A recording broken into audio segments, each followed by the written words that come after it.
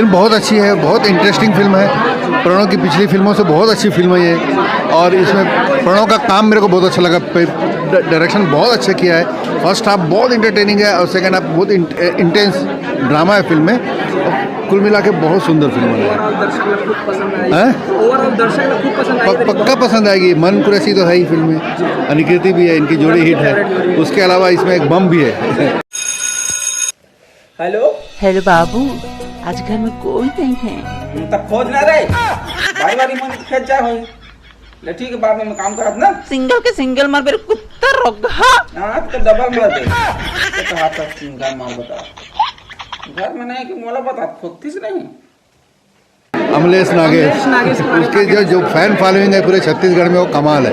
आप मन क्या कहना चाहते हैं? आप मन के नवा एक दूसरा कोई फिल्म में अमलेश नागेश अभी नहीं, अब बात की बात। ठीक है सर।